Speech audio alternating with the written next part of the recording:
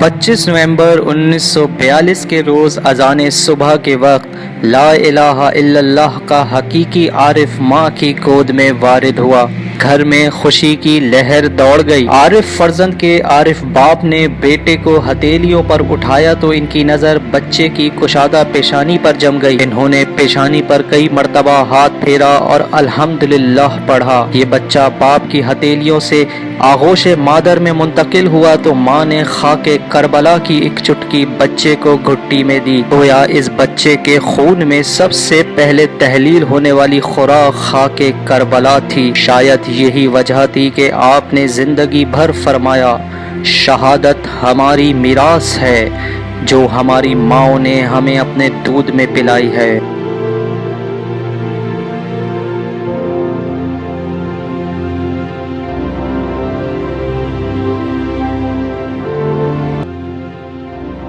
جی ہاں ناظرین، ہم بات کر رہے ہیں علامہ عارف حسین الحسینی کی، کہ جنہوں نے پاکستان میں ملت جعفریہ کی 4 سال کے کم ترین عرصے میں ایسی قیادت کی کہ آج تک قوم انہیں فراموش نہ کر سکی۔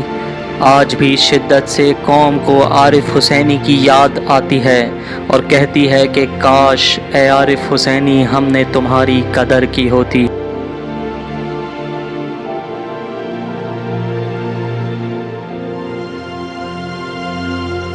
علامہ عارف حسین الحسینی نے اپنی جوانی جوار امیر المومنین علیہ السلام میں گزاری۔ یہی وجہ ہے کہ آخری دم تک وہ اپنے آقا و مولا علی ابن ابی طالب علیہ السلام کی سیرت پر عمل پیرا رہے، یہاں تک کہ موت بھی اپنے مولا کی طرح نماز صبح کے وقت حاصل کی۔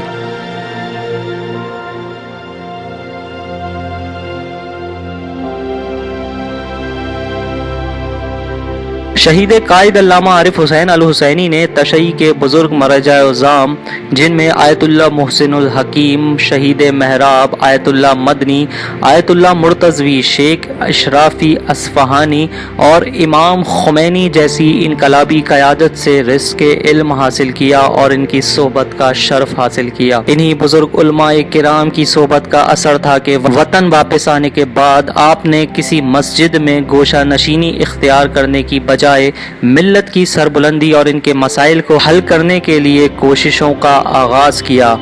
اپنے آبائی علاقے پارا چنار سے انہوں نے ملی کاموں کا آغاز کیا اور یہی تحرک اور خلوص انہیں ملت جعفریہ کی قیادت تک لے پہنچا۔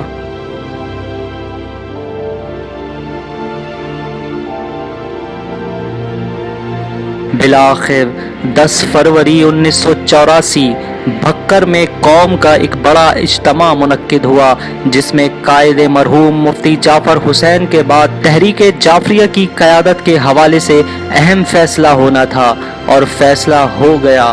10 فروری کا سورج ایک بڑا منظر دیکھ کر غروب ہو گیا اور 11 فروری کی صبح ملت جعفریہ نے اخبارات میں پڑھا کہ تحریک جعفریہ کا قائد علامہ عارف حسین الحسینی کو بنا دیا گیا۔ ملت میں خوشی اور بے چینی کی لہر دوڑ گئی۔ علماء، قوم کے جوان، بالخصوص ISO کے جوان پرعزم اور پرجوش تھے۔ اس کے بعد پاکستان کی در و دیوار پر یہ نعرہ نظر آنے لگا۔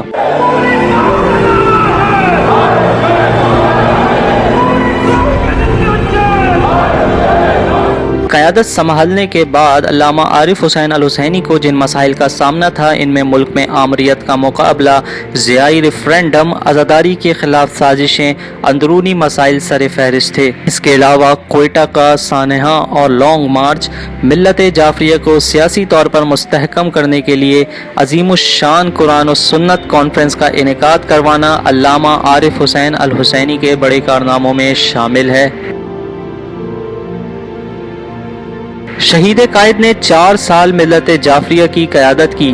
یہ 4 سال ملت جعفریہ کے پاکستان میں عروج کے سال شمار کیے جاتے ہیں۔ یہی وجہ ہے کہ اسلام اور پاکستان کے دشمنوں نے شہید مظلوم شہید قائد کو ریاستی سرپرستی میں کرائے کے قاتلوں کے ذریعے قتل کروا دیا۔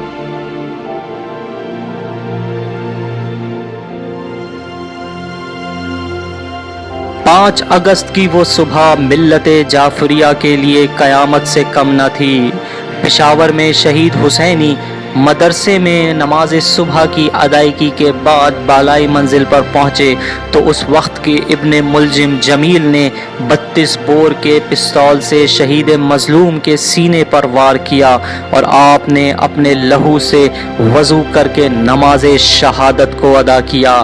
آپ کی شہادت کی خبر ملک بھر میں جنگل کی آگ کی طرح پھیل گئی۔ ہر طرف یہ صدائیں تھی، آج ملت اسلامیہ پاکستان یتیم ہو گئی۔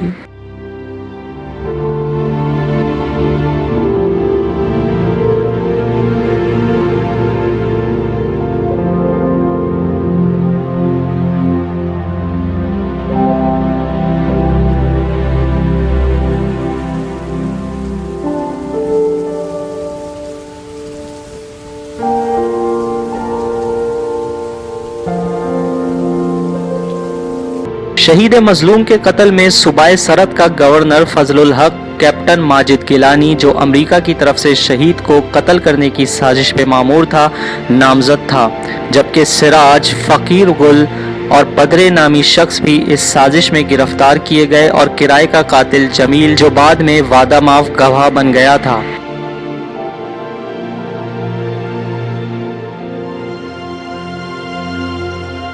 آج شہید کو گزرے ہوئے 32 سال گزر گئے ہیں، لیکن آج بھی شہید کی یاد تازہ ہے۔ ہر شخص یہ دعا کرتا ہے کہ پروردگار ایک بار پھر شہید حسینی جیسی قیادت پاکستانی قوم کو نصیب فرما۔